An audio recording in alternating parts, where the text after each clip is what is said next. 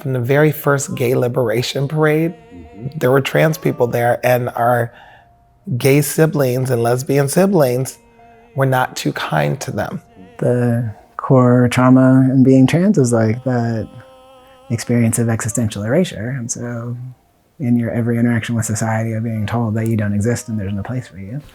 Coming into this space and meeting queer and trans people who are fresh out of high school or trans people who are in their 60s and 70s it gives me so much perspective and allows me to learn not just about this moment in history, but the arc of transgender history in the United States and other countries. I think it gives me so much more perspective and so much of an appreciation for the fact that this identity is not something new, that trans people have been here forever and will be here forever.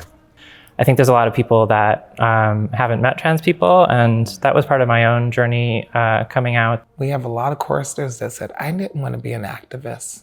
I never signed up for this, I just signed up to sing.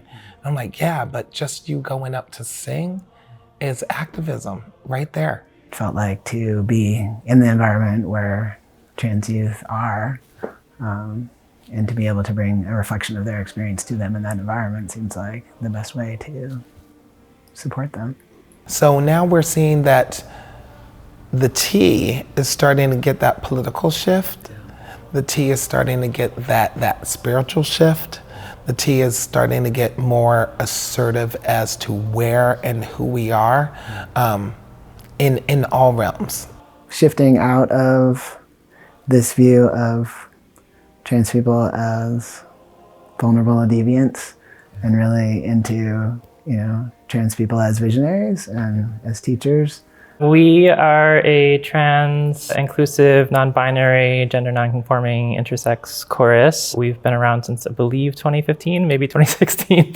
I'm a founding member of TCLA, yeah. We started in 2015. Catherine and I both had this vision of TCLA changing the trans narrative from victim to victorious. We started off as a group of trans people. Some of them couldn't sing, but it's great that we are a group of singers that are trans and non-binary, but we put the emphasis on singing. We want to be a voice for the trans community. And we want people to be comfortable with their voice. As a singer, I'm a baritone. And I go out and I sing and people see this older woman coming out with this deep baritone voice and they look at you and then they go, oh, okay, I understand that. Yeah, you can just sing whatever voice you have. That's fine. Love your voice, love where it's at. So when we do More Friends Than You Know, one of our singers, Spencer, he's going through that. And I gave him that ending solo, you're gonna be okay. And his voice will crack. And I said, sing through it. That's what a trans man's voice is gonna do. It's what it's gonna do. You are showing other young trans men, it's gonna be okay. You have more friends than you know. So why not?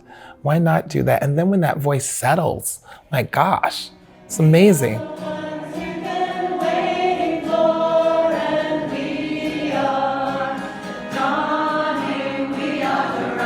I created Phoenix because it needed to exist, not because I'm necessarily the best person to lead it. When I think about what Phoenix means, it's more about what it means to the people who are part of Phoenix. It was also an incredible support network for me when I was recovering from gender affirming surgery this winter. Literally have someone to come and cook my meals when I couldn't. Phoenix is a multi-generational, collaborative arts collective that is a place where everyone who is touched by trans issues can be together in one place and have their experience represented.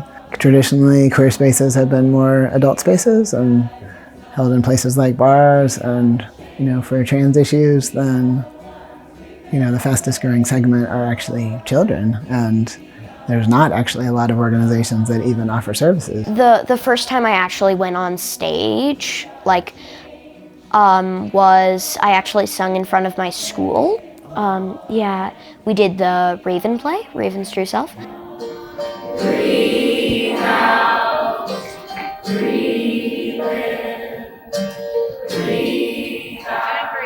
Ravens to Yourself is a play/musical that was written by one of the parents in Phoenix. All the Phoenix members are dressed up as animals of any sort. I had an amazing beaver costume made by my mama. My school has a really good community, so when people noticed me, they were like, "Ah, it's Oren! It's Oren!" Ah. And what's really sweet is that the kids are taught the songs prior to us coming. And then like their music teacher will be teaching them for a few weeks before we come. And so then Sam will introduce this and invite them to sing. And so all the kids sing with us. The Raven play itself is like so sweet and touching. And most of the people who sing in Phoenix are also just very, quirky, open-hearted people. And so yeah, I just felt kind of like, I dare you to hate us because we're all really warm and wonderful people. There was some people that, let us know that the Moms for Liberty, which has been classified as a hate group, have moved into Boulder and are having influence in the BVSD. Some parents from this school, it was right before Thanksgiving, so they created a big fuss and called the media, and so it was on the Denver CBS News. It ended up getting picked up by LGBTQ Nation. There was a big school board meeting that followed from that about 9 months later, where these parents were raising a fuss about our presence in the schools and LGBT curriculum. And so they had a big meeting that was like standing room only, and all of these LGBT youth ended up testifying and just sharing the most amazing stories. Right now, conservative, transphobic, homophobic. There's so much organizing going on. There's so much money. There's so much intentionality behind them, right? And it's part of a bigger political issue. But I feel like the other side, right? The progressive side, the people who are wanting to protect and advance human rights are not as organized yet.